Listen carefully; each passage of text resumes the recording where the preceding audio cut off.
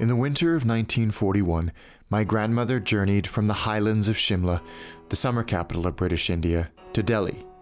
She, along with many of her compatriots, took part in this seasonal migration after the harsh heat of the Delhi summer had subsided and administrative work in the nation's capital resumed. She speaks fondly and with remarkable perspicuity of her time there, even now at age 95. Her admiration of the people, the architecture, the order, and the culture of Delhi remains steadfast. And while, rather wonderfully, much of Delhi remains unchanged, I imagine my grandmother would find 21st century Delhi rather different.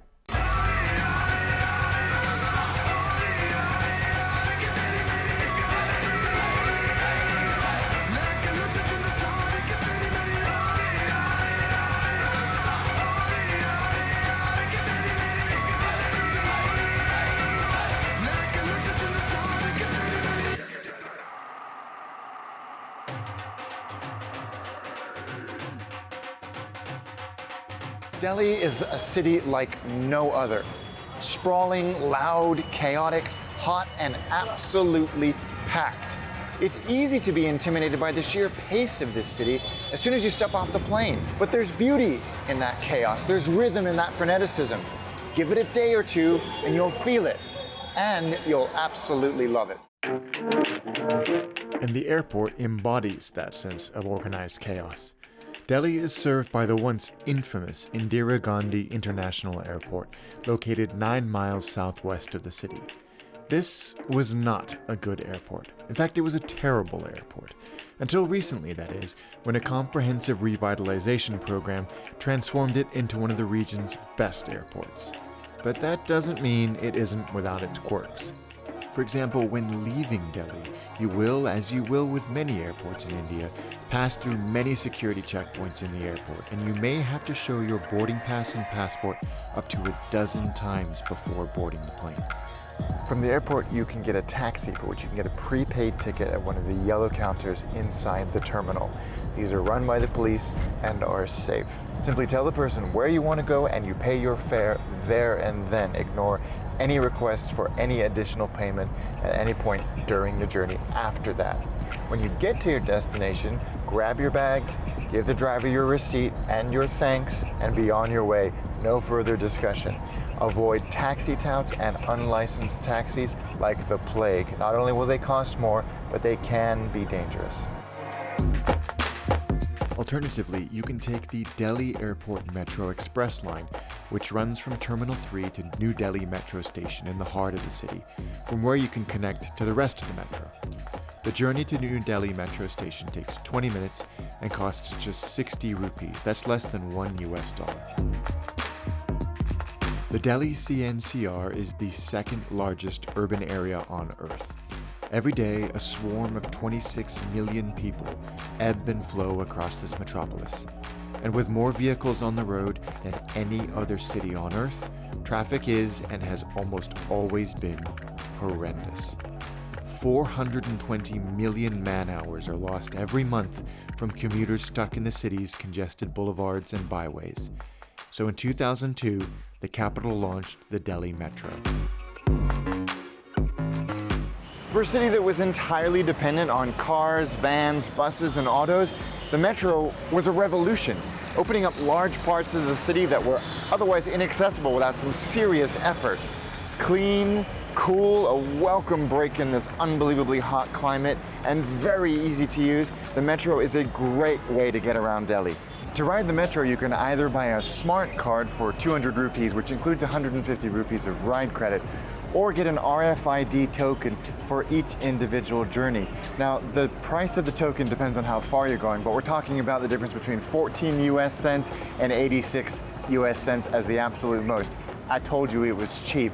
Now, the only slight inconvenience with these tokens is you can only use them at the station at which you bought them. So you can't buy 2 of them and use the other one for your return journey. That's the only inconvenience, but they're very easy to use. You tap them in on the way in, and then you slot them into the coin slot on the way out. Simple as that.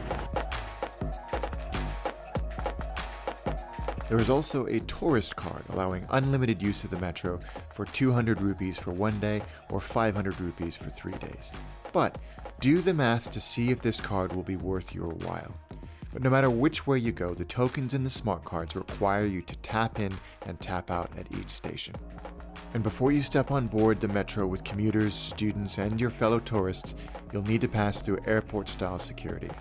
While the metro is absolutely the most comfortable way of getting around the city, it's not the only arrow in Delhi's transport quiver. For those harder to reach nooks and crannies and to test how physically robust you are, these are awesome. Rickshaws, auto rickshaws, or affectionately known as simply autos.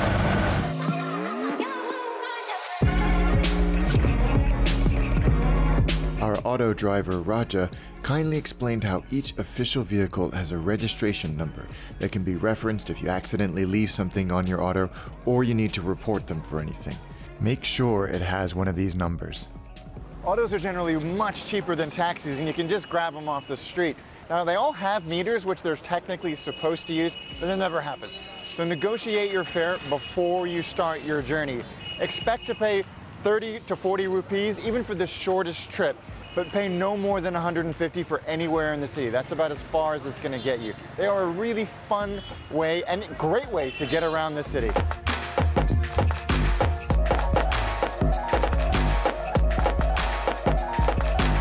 Delhi has absolutely embraced the app-based taxi movement, so there are smartphone-friendly cab operators all over the city, and using them removes the rather tiresome need to negotiate a fare for every journey you take. And while there are standard taxis as well all over the city, they're rarely to be trusted, so make sure that you negotiate your fare in a normal taxi before you start your journey.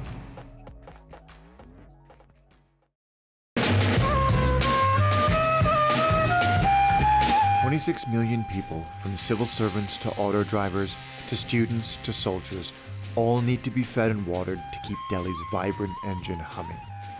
So how do you fuel one of the largest urban areas on Earth? With a food culture that has become one of the most beloved and well-traveled on Earth. The variety and breadth of food in Delhi is, quite frankly, overwhelming. Mercifully, friend and acclaimed food writer Kalyan Karmakar was on hand to help us navigate Delhi's vast assortment of culinary offerings. Our first stop, Kakida Hotel, has been a Delhi fixture since the 1940s. While there are franchise locations, we stopped in at the still hugely popular original location for some Punjabi delicacies. Often, like what I did earlier and what we are doing today, this is the first port of call for people. Like you come in and from Delhi station or the airport, come here and eat a meal. Or I just saw someone finish having his last meal in Delhi in this trip and then going to the airport. So, when you talk of destination places, it doesn't get more real. I think that says a lot about a place. Yeah. It's the first and last place you go. And with good reason. So this is Punjabi food, a lot of non-veg and stuff, slow cooked. This is the keema kaleji. Keema is finely chopped meat, goat meat in this case, and kaleji is liver. So it's goat meat liver, which everyone, like even Bengalis and everyone, we've grown up having this. So in India we don't discard any part of the meat. So you've got the liver over here. Any guesses what this is? This is the brain. Brain, right? Yeah. So there's the goat brain. So it's the goat brain, and you've got the keema. This is the saag meat. On the specialty here. So spinach and goat meat again. Served up simply with a stack of roti, these curries are like nothing I've ever had before. There are flavors there that I have literally never experienced. The perfect first meal in Delhi. I think any jet lag which you might have had. Gone. It's gone. Just around the corner in Connaught Place is a Delhi institution that offers a welcome break from the scorching mid-afternoon heat. Q Nirala's, an ice cream joint held sacred in Delhi, and for good reason. The ice cream joint, now a Delhi-based chain, gave many Delhiites their first experience of American food culture. Nirala's is like a Delhi institution. A taste of a West that a generation aspired to, but couldn't access as global brands had yet to arrive on these shores. Not to mention, it's simply delicious. It's perfect, especially on a day like today where it's 400 degrees. And with the mercury pushing 40 degrees centigrade, Nirala's was a welcome oasis.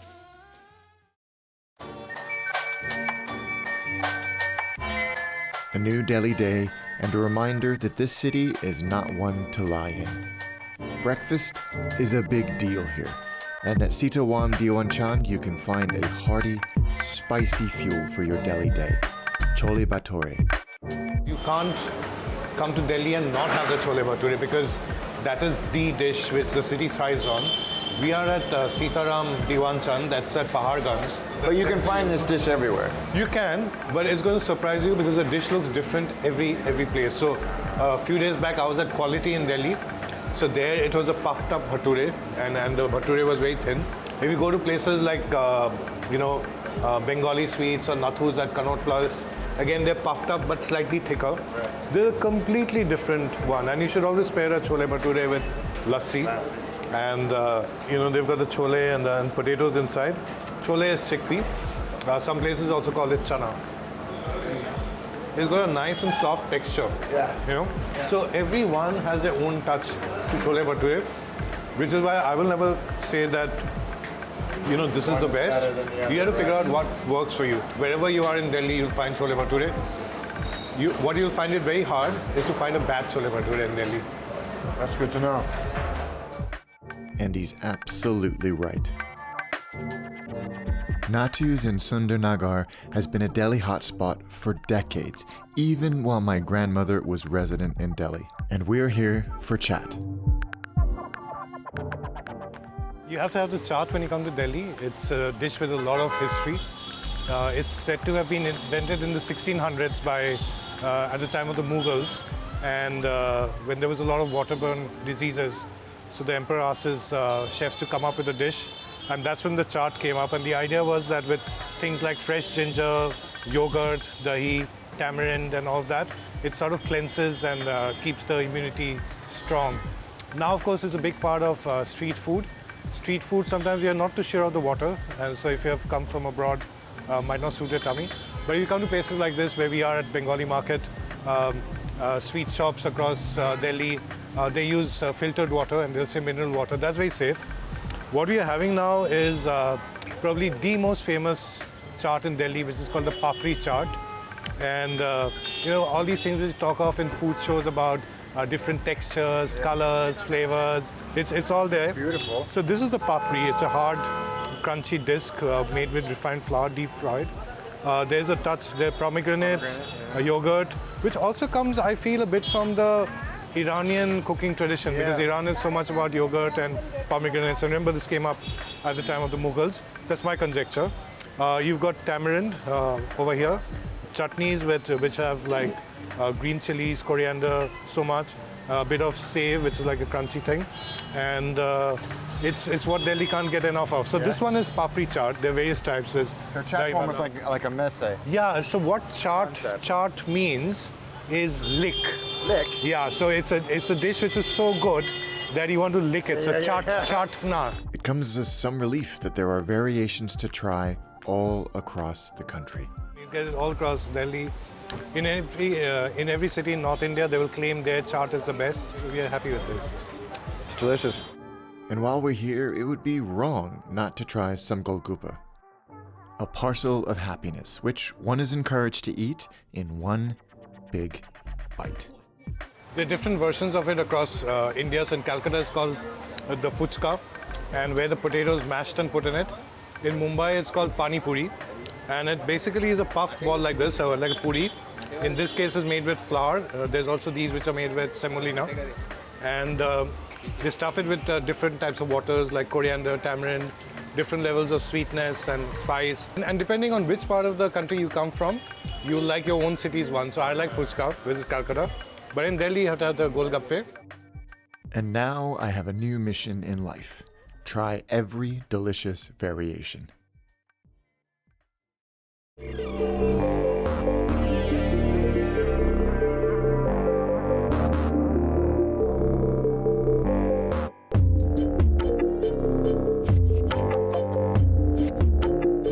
Venturing into Old Delhi at night is, to say the least, a culture shock. The city takes on an entirely new identity, full of noise, life, and perhaps most importantly, incredible food. Armed with appetites, Old Delhi mainstay Al Johar awaits. Al Johar in Delhi, I'm glad that we've come here today because there's also Kareem's, which is really famous.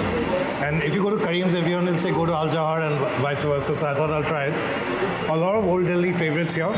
So this is the Nahari, and it's a slow-cooked meat dish. Over here they make it with goat meat. And this sort of plating is very typical of Delhi. The ginger slivers and the green chili, fresh green chili. This is over here is the sheikh kebab, minced meat. This is the changrezi chicken. It's like really, really spicy. I've heard a lot about it, so I'm looking forward to trying it today. Yeah. This is more the Muslim style of cooking. Very different from what we had in Kake. That's absolutely delicious. That's so good. You might feel nervous about venturing into Old Delhi at night, but don't, because I'll tell you this, with places like Al Johar waiting, it's worth the trip.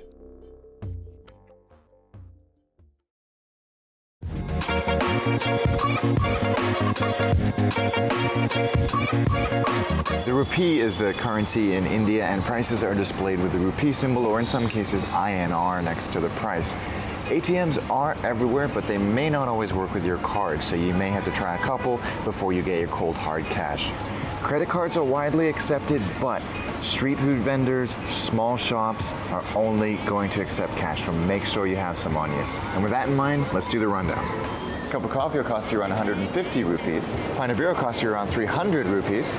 And for the most reliable indicator of a nation's cost, the good old Big Mac, you cannot get in India. So instead they have the chicken Maharashtra Mac, which is 189 rupees, or about $2 and 40 US cents. This is a big city, and just like every other big city in the world, there are scams that you need to be aware of.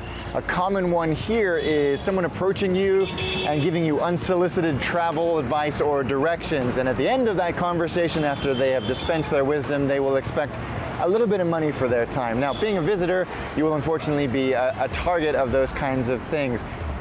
That said, it's only fair for me to say that since we've been here, we've been approached many, many, many times, and almost invariably, those people are just proud of their city and have wanted to share great knowledge with us. They didn't expect anything, they were just on their way to work as we were walking with them. So you have a choice to make, but at least be aware that these things happen.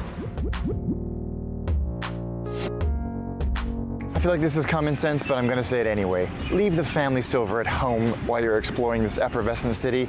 Take just the cash you need, leave the credit cards and passport and the bling back at the hotel. It's usually gonna be fine, but it will attract a little bit of unwanted attention if you don't do that, and at worst, it could involve something a little bit more unpleasant altogether. So we're talking about the fringes of Delhi here. I think it's important to point that out, but at least be aware.